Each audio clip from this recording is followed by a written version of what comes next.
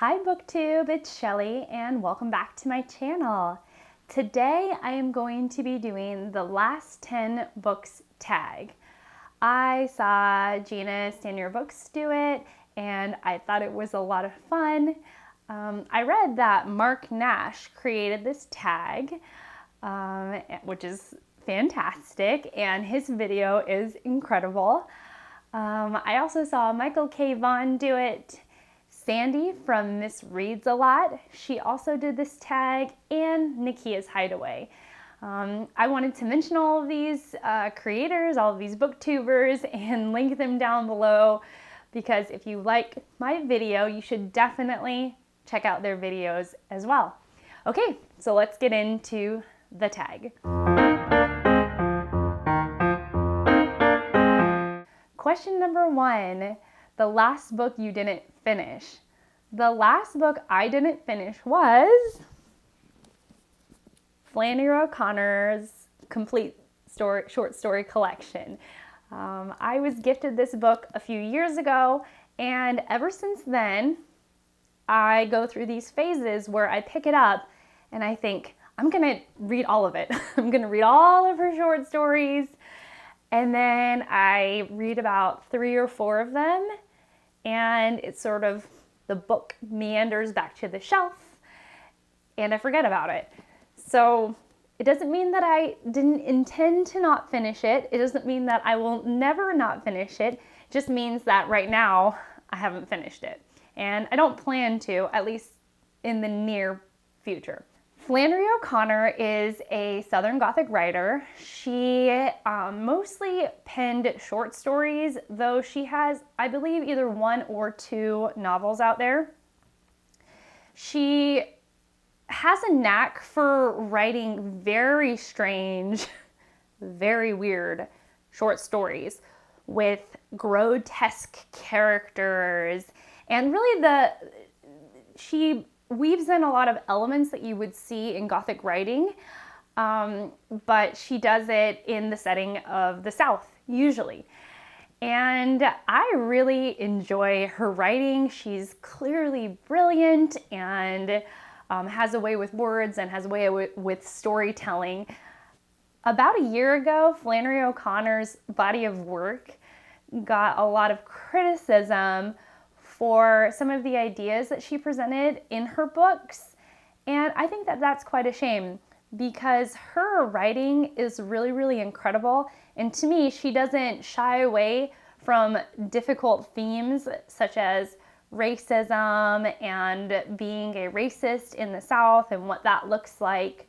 But I can understand that a lot of people had very strong opinions and do have strong opinions about her work. However, if you haven't read a Flannery O'Connor story, this is my gentle encouragement that, that you ought to try it, just to see what it's about. They're very strange, they're very weird, but just a delight. Even though I didn't finish it, I still find her short stories completely delightful. Question number 2, the last book you reread. The last book I reread was Cheryl Strayed's Wild. Cheryl Strayed's Wild is her memoir about when she was in her early 20s. She had just lost her mom and her life unravels. And in that unraveling, in the depths of the darkest moments of her life, she decides that she is going to hike the Pacific Crest Trail, or rather a portion of it. The Pacific Crest Trail is a trail that runs on the west coast, and it goes from, well, not on the coast, but on the west side of the United States. And it starts at the border of Mexico and goes all the way up to the Washington-Canadian border. And the trail follows the crests of the mountain ranges in that section of the United States. So she decides to hike the trail, and her memoir is about that journey. I love that book. I love Wild. It is funny and endearing and heartwarming and heart-growing. It really just expanded my heart for empathy in others. And it actually made me want to be a hiker. Actually, every time I read that book, I think, I want to be a long distance hiker. It hasn't happened yet, but I still think it every single time I read it. Question number 3, the last book you bought. Well, the last book I bought in threes, so I bought 3 books. I went to visit my sister up in North Carolina recently, and near her is this beautiful and amazing bookstore called McKay Books. McKay Books has just a wonderful and large selection of books that are all in relatively good condition. And so whenever I'm there, I read the shelves and really spend my time trying to figure out what I want because the selection is just so good. And what I ended up with was The Blind Assassin by Margaret Atwood. I don't know much about this book, but I have read Margaret Atwood's The Handmaid's Tale, and I really enjoyed that book. I also watched her masterclass in writing. She talks about writing in her masterclass, and her writing and the way that she talks about writing really intrigued me. So again, I wanted to dive more into Margaret Atwood's body of work. And if you've read any Margaret Atwood, tell me, what have you read and how did you like it? The next book I picked up was The Dutch House by Ann Patchett. Ann Patchett is another writer that I would like to get to know their body of work more. And I know that The Dutch House was nominated for the Pulitzer Prize. My mom has also read some of her work and said she was an incredible writer. So that really piqued my interest. And let me read you what this book is about. At the end of the Second War, Cyril Conway combines luck and a single canny investment to build an immense real estate empire, propelling his family from poverty to enormous wealth. His first order of business is to buy the Dutch House, a lavish estate in the suburbs of Philadelphia. Meant as a surprise for his wife, this house sets in motion the undoing of everyone he loves. So again, I picked it up more, not really because I know what this book is about, but because of the author of the book. The third and final book was a total wild card. Before I went to McKay's bookstore, I had just finished watching The Great, which is a mostly fictional show about Catherine the Great. It's a lot of fun. It's definitely for adults. And after watching that show, I started tumbling down the internet rabbit hole and was wondering, what is the best book about Catherine the Great? And what I found was Catherine the Great by Robert K. Massey. Massey actually won a Pulitzer Prize for this book. It won it in historical writing. And so I thought this would be a wonderful book to read. And while we were at McKay's, it was really within the last 2 minutes of our shopping trip. And I said to my family, wait, let me see if they have Catherine the Great, which I really didn't expect them to have at all. And lo and behold, it was sitting on the shelf. I took it as a sign and I picked it up, and I'm really glad to have it. This should be a good read. Question number 4, the last book you said you read but didn't. I'm a pretty honest person. I will tell you if I haven't read a book or if I partially read a book.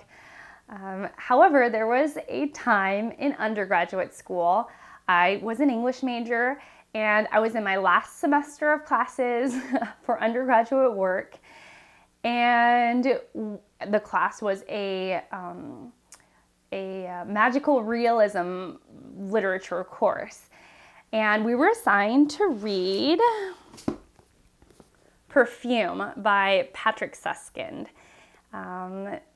I'm going to read you the back because it's been a very, very long time since I've read this book and I didn't finish it. In the slums of the 18th century Paris, a baby is born. Jean-Baptiste Grenouille clings to life with an iron will, growing into a dark and sinister young man who, although he has no scent of his own, possesses an incomparable sense of smell. He apprentices himself to a perfumer and quickly masters the ancient art of mixing flowers, herbs, and oils. But his quest to create the ultimate perfume leads him to commit a series of brutal murders until no woman can feel safe as his final horrifying secret is revealed. So, I'm not going to reveal anything. However, his final horrifying secret was revealed to me at the beginning of our journey with this book in the class. So we had to present on this book. We had many of us had to present on Perfume. And one of the first presentations, my classmate presented on the last 20 pages of the book. And me and the rest of my classmates were very upset about that because we did have a reading schedule and we weren't supposed to get to the last few chapters for several weeks. So she truly did spoil the book for us and for many of us in the class. And out of rebellion, I refused to read the last 50 pages. Now I think that I've really just hurt myself rather than like sticking it to my classmates and my teacher. And I might go back and read this because it does sound intriguing. And I remember the language was beautiful and captivating and dark. But again, in my spirit of rebellion, I refused to read the last 20 pages or so. Question number 5, the last book you wrote in the margins of.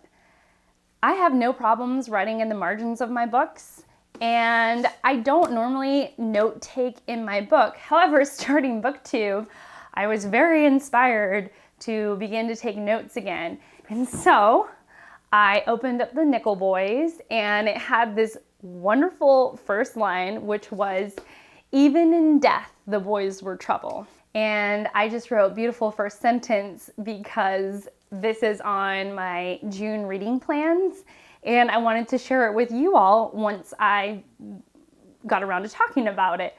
But now I get to say it here. Yeah, how great is that? Even in death, the boys were trouble. I like it. Question number 6, the last book you had signed. I have never waited in line to get a book signed. However, I am gifted signed books from time to time, and the last book that I was gifted that was signed was quite heavy. Mastering the Art of Southern Cooking by Nathalie Dupree and Cynthia Graubart. If you live in the South or you're interested in the American South, this is a really neat book to have. It has a lot of Southern, like classic Southern recipes, shrimp and grits and collards. There is this, on the cover, there's this Southern caramel cake. I've made Southern caramel cake and it is a labor of love, but I haven't quite gotten to Nathalie Dupree's recipe. I hope to get to that pretty soon, but it's just a wonderful resource with just beautiful stories in it, and a lot of fun to dig into, especially if you're interested in Southern culture, Southern living, and Southern recipes. Question number 7, the last book you lost. So this got my wheels turning about my books and what I have and what I don't have anymore. And I remembered that my parents might have my old copy of Matilda by Roald Dahl. However, I am going to go visit them soon, and so I'll be able to check. Now, if they don't have it, then it is officially lost, but it is a lost book that can potentially be found, which is very exciting to me. Question number 8, the last book you had to replace. I actually currently need to replace 3 of my books that I've given away. Tell me if you're like this as well, but after I read a book, if I love it, and I find somebody who I think will also love it, I'll give it to them, even if the book is super meaningful to me. And I've actually done that with three books, the ones I'm going to mention. Though recently my mindset has shifted a little bit because I really value having the book as an object to remind me of the love I have for the story and the author and the experience that the book gave me. So now I'm thinking that I would like to have some of those books either back or replaced because they hold such wonderful memories for me. Those 3 books are Night by Elie Wiesel, To Kill a Mockingbird by Harper Lee, and Mouse by Art Spiegelman. So if I find them at a thrift store or a secondhand store, I will definitely be picking them up as replacements. But right now, I don't have them. I actually gave them away to family members, and I'm hoping that they're living their best lives with them. I'm hoping my books are living their best lives with my family members. Question number 9, the last book you had an argument over. Okay, I have a story with this one. So some years ago, I was working at the public library in my town, and I was working alongside a woman who I'm going to call Mary. Now, Mary was our library substitute.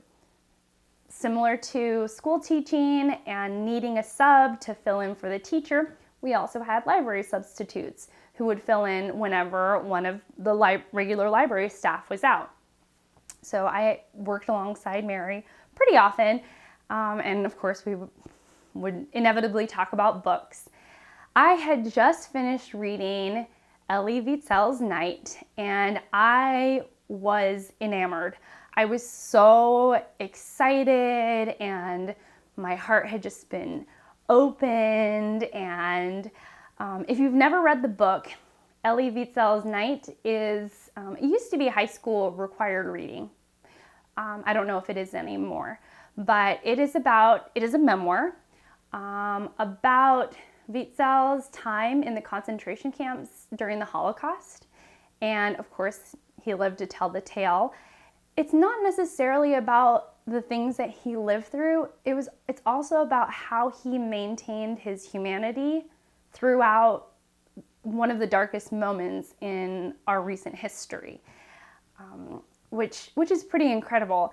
He's passed now, Wiesel's passed now, but he ended up being honored in several ways, one of which was that he won the Nobel Peace Prize in 1986 for his writings on the humanities, and he also has received honorary doctorates from multiple universities. The man is legit, okay? The man is legit. So here I am talking to Mary about my love for this book and how excited I am, and I'm doing all the things, everything. I'm really just over the moon about this book. So she picks up the book and reads it in a day or two, and we get back together working the circulation desk, and she tells me that Wiesel's account was fake. He never lived through the Holocaust, and he is a fraud, and everything that he wrote about was totally fictionalized. I don't think that she believed the Holocaust didn't happen. She just didn't believe that his experience was true. And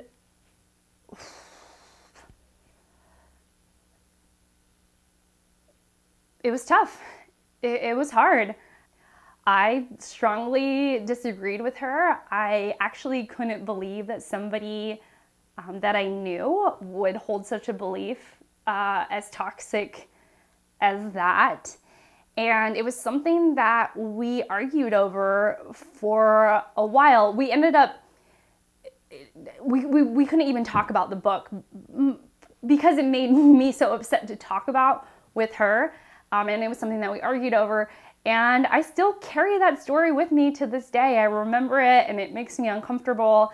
And it was just one of those defining moments in my life where I didn't realize that people held such inaccurate beliefs as that. And that was really a learning experience for me. We made it to the last question. Yay! Question 10, the last book you couldn't get a hold of. So here in the Swearingen house, we love our art books. I tend to get Mr. Swearingen, my husband, an art book for the holidays in our life. So if it's a birthday, an anniversary, or a Christmas gift, when that time approaches, I start to scour the internet for interesting art books, and usually the availability of the art book will determine what I actually buy. So I have this book here. It's The Man in the Crowd by Garry Winogrand. He is a street photographer who tends to write books, or not write, he tends to take photographs of people that by society standards aren't necessarily the most beautiful or the most pleasurable to look at. However, Garry Winogrand has a knack for capturing these moments where people have, scowls on their face, and when it's paired with someone who has an interesting face and maybe not necessarily a beautiful face, it renders a really intriguing photo. So here are some of the photos.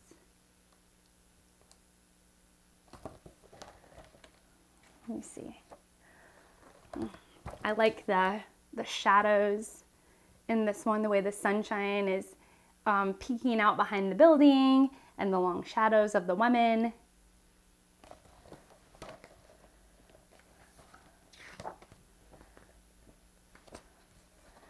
Here's another one.